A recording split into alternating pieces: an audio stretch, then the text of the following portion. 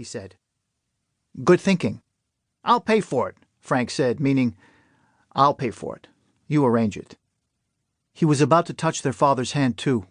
Ben could see it, but he also thought better of it. Zoltan did not budge as Frank departed. For Ben it was all good. Frank was best taken in small doses, or no doses. He sat again on the chair beside his father. Zoltan's eyes did not move. Ben was afraid he was dead. But then something did move behind the eyes, like something stirring on the floor of a pond. Ben waited.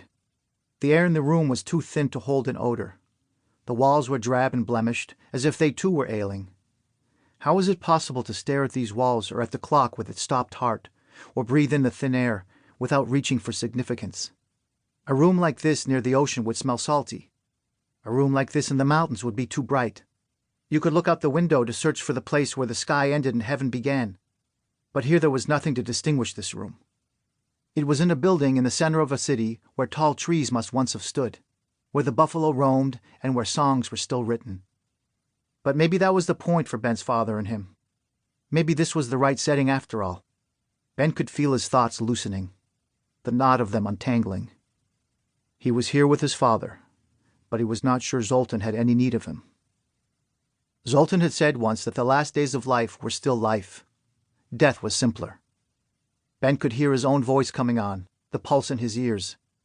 "Dad, let's not wait for the TV guy. There's a lounge at the end of the hall with a nice TV in it. Let's go down together and have a visit. We can watch Nick Wallenda cross the falls. I'm not sure what time he's on." An answer was hatching in his father's mouth but never quite broke through. Ben stared at him, at his mouth, his face. All the days of his life were clamped in him now and sealed. The flight from the Russians, the triumph over Nazism, the arrival at Pier 21, the smell of sweet noodles with walnuts and plums, the cat that came mysteriously to their house one day and never left, the reading of Alexandre Dumas, especially The Three Musketeers, the last of the melting snow, the mad magnetism of a streetlight to a moth, the keeling over of a top-heavy coterie that stood in the vestibule, the tasting of a piece of grilled lamb chop to see if it was done. Did he not want to pat his first great-grandchild on the head, see where his own line might be going? Were there unexploded fireworks still in him? Zoltan was normally such a noisy man that the plump silence grew big enough now in the room to bounce, if you let it. How pointless it seemed suddenly to see the summer smiling in from the window. "Come, Dad," Ben said. "When are we ever going to see a guy crossing the falls again?" Zoltan let his son help him up and put a robe on him. Ben expected him to trudge down the hall the way people did on this floor. But his father was not a trudger, so they walked briskly, almost broke into a trot. They could hear the TV clanging and dinging from a good distance. "Come on down," said Drew Carey. Someone was watching The Price is Right. A young, cheerful girl and her grandfather were quite caught up in it. They were both dressed in street clothes, visitors like Ben.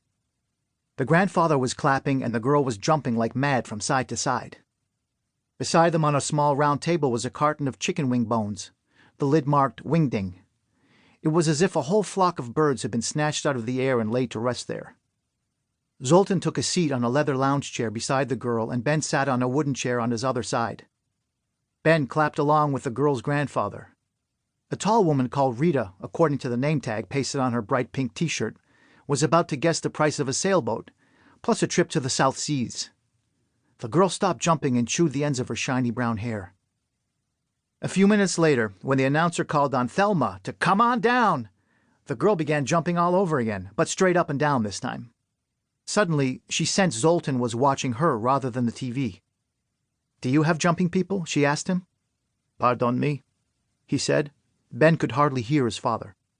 "I mean people who jump for you in the back when the man says, 'Come on down.'" "Is that what you are?" Ben asked. "Are you a jumping person?"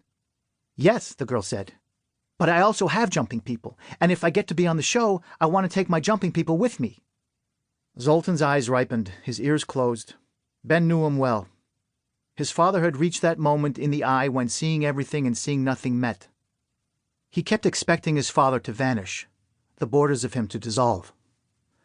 The little girl was wearing white and black saddle shoes, and now she was leaping outright to show everyone what she'd meant.